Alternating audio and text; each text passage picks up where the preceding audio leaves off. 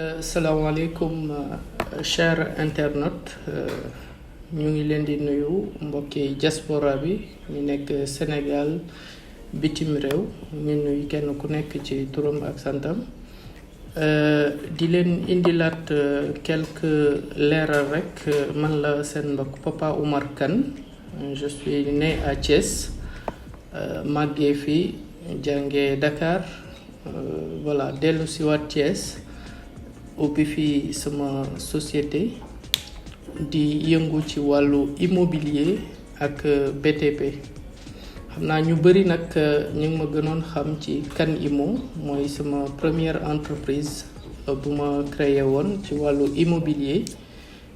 di jaay suuf ak di ci dimbali ñi nga xam ne voilà ci wàllu këyit amuñu ci xam-xam bu bëri.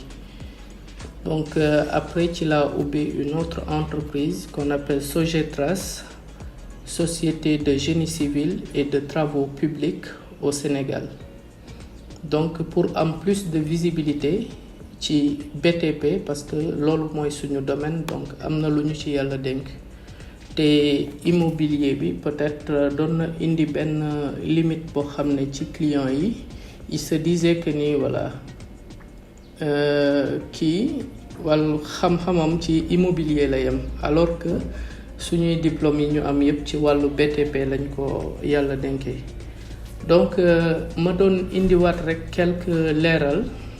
ak bëgg tamit réduire parce que dañ daan def ay vidéo yu 1 heure clients yi buñ ko commencé duñ ko mën a yeggale donc tey dama bëgg ñu def ay vidéo de 15 minutes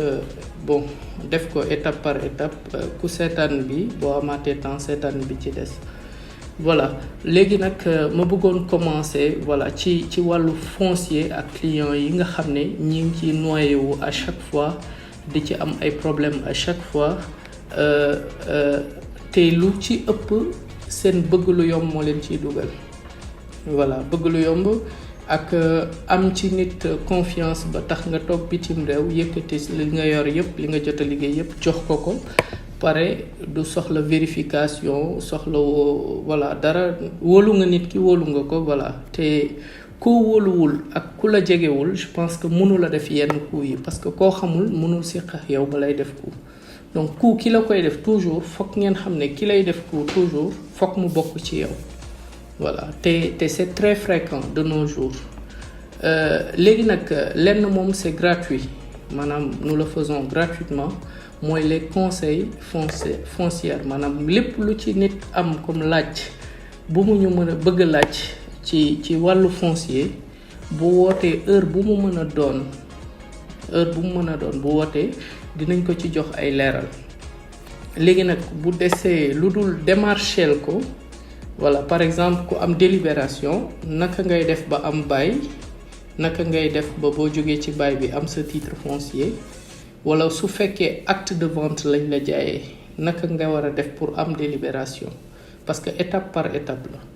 léegi nag suñu yeggee ci domaine boobu conseil yi c'est gratuit mais bu fekkee nag dañu war a jug pour doxal la ko là ça devient payant voilà lu ci nekk nag ak li mu tollool parce que ki am tool bokkul ak ki am terrain bu 150 mètres carrés ki am 150 mètres carrés Almadies bokkul ak ki am 150 mètres carrés Guédiawaye waaw bu ci nekk rek ak li mu laaj ak secteur bi nga xam ne fa lay évoluer li urbanisme am di laaj ak li mairie bi di laaj bon voilà côté boobu je pense que c'est un peu clair bon suñu duggee aussi ci wàllu foncier biir Thiès bon ñun on a décidé de ne plus vendre des délibérations on le vend plus on ne vend pas d'acte de vente duñu jaay acte de vente duñu jaayee délibération mais par contre lépp lu jëm ci bail ak titre foncier li nga xam ne moom la ñëpp ñeme ñun loolu kese la ñuy jaay du ñu ne musuñu ko jaay nag dañ ko daan def on le faisait auparavant mais dañu dem xoolaat situation dëkk bi fi mu toll et tout voilà bëggatuñu dugg ci loo xam ne nii peut-être ëllëg si biir mën na yàq suñu réputation entreprise moo tax ñu décider ne lu dul bàyyi ak titre foncier dootuñu ko jaay ci entreprise bi voilà donc bu ñu duggee tuuti ci wàllu BTP lépp lu jëm ci plan béton armé lépp lu jëm ci plan archi plan plomberie plan électricité yi nga xam ni sax nit ñi farataaluñ ko ñu bari mën naa ne buñ ko déggee première fois bi fii lay doon parce que nit ñi farataaluñ ko lu mel ne plan plomberie ak plan électricité parce que tey su ma nee plan plomberie ngay tabax sa kër gi mënoo fa nekk éternellement déedéet da ngay dem say doom ñëw say doom bu ñu demee say sët ñoo fay des ñooñu bu ñu ñëwee naka la ñu mën a def pour xam seen maam fan la jaarale woon tuyau ci kër gi bu war a dem ci fosse bi parce que lépp dañ ko carrelé donc loolu pour ñu xam ko ci plan rek la ñu mën a basé wu donc moo tax plan yooyu ñu koy proposer nit ñi bon am na ci ñoo xam ne dañuy xalaat gis ne kii li mu wax c'est très raisonnable quel que soit le coût daf leen koy jaral am na ñoo xam boo leen waxee dañ la naan jaru ko parce que xëy na seen xam-xam dafa limité wu ci tey ak suba dañu yaakaar ne àdduna suba lay jeex wala voilà donc bu dee wàllu plan électricité des fois nga wax ko nit mu ne la lan mooy njëriñam li njëriñam mooy plan électricité boo ko joxee électricien mu dugg ci benn néeg war a teg armoire war a teg lal war a teg coiffeuse est-ce que boo jëlee lampe bi teg ko fi armoire bi war a nekk armoire bi war a jóg ba bàyyi distance su 50 centimètres par rapport ak niveau dal bi est-ce que lampe boobu noonu dina mën a éclairer comme il faut par exemple nga dugg ci salon bi daf néeg boobu day lëndam déjà nga dugg ci salon bi jël télé bi teg ko pare jël lampe teg ko ci kaw yaa ngi toog jàkkaarloog sa télé rayon yi ci nekk ci lampe bi jàkkaarloog say bët loolu baaxul ça nuit la santé l'état de santé des yeux donc baaxul ci gis-gis ci vision donc lu ci nekk dafa am foo xam ne ni dafa war a tegu parce que kër tamit ñaari affaire bu ci manqué je pense que da nga yaakaar ni kër nga yor rek mais abri nga yor rek foo xam ne peut-être bu tawee doo tooy mais kër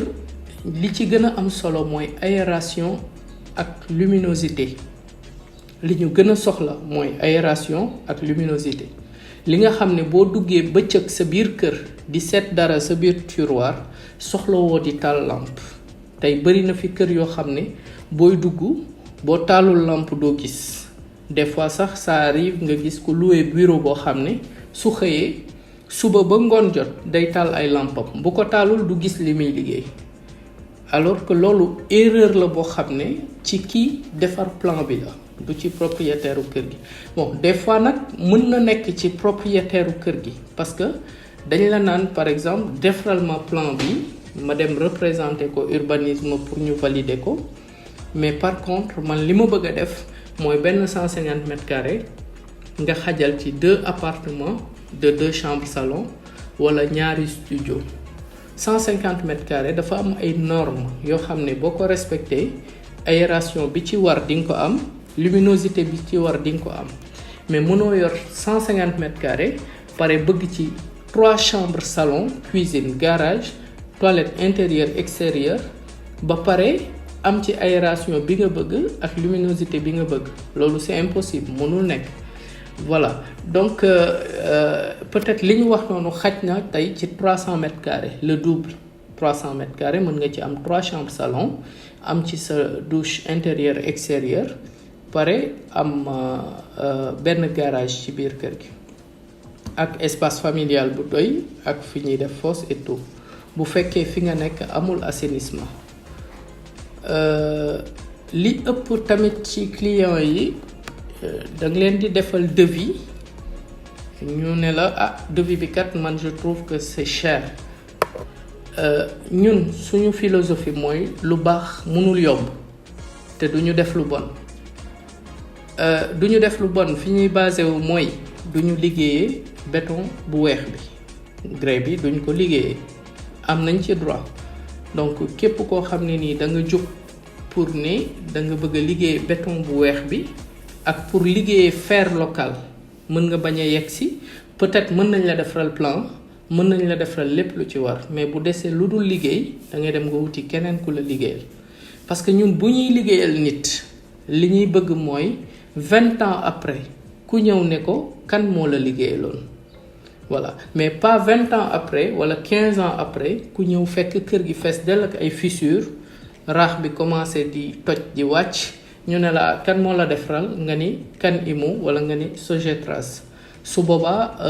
suñu réputation foofu dafay yàqu te ñun lépp lu ñuy def dañuy calculer at yi nga xam ne ni ñëwagul maanaam li ñuy xool toujours c'est le futur maanaam xooluñu ki ñuy defaral tey pour mu pare tey ñu am ci li ñu ciy am te képp ku ñuy liggéeyal aussi li may wax toujours man client bi jour bi may jox marché bi jour boobu lay pare ci client bi waa secteur bi dëkk foofu ñoom lay liggéeyal parce que bëgg naa su may liggéey képp ku romb ne waa lii kan moo ko liggéey est-ce que mën ngeen ma jox numéro réputation boobu noonu lu nit am ci àdduna moom moo ko may parce que lu baax boo ko defee écho bi muy am ak lu bon boo ko defee écho bi muy am c'est la même chose parce que diw dafa truand fu ko nit déggee je pense que ku waroon joxe dina téye li mu yor waaye diw kat liggéeyam de cher na waaye macha allah bu la liggéeyalee de moom dootoo jooy liggéey nangam di nga ci gis sa bopp nangam bon lu baax mënul yomb c'est impossible léegi nag bu ñu duggee ci côté seconde œuvre foofu mën naa fa digérer client lu bëri parce que tey soo nee gros œuvre mënuñu la ci may dara parce que mooy bâtiment bi ciment bi fer bi suuf bi béton bi ak grinderie bi côté boobu moom dañuy respecter lépp luy norme defal la ko ni mu waree léegi nag bu ñu yeggee ci wàllu carrelage wala ñu yegg ci wàllu sanitaire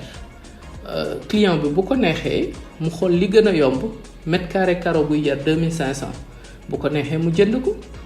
mais na xam ne rek chaque 3 ans mën na am benn carreau bu toj mën na changer carreau boobu mën na xeewi wala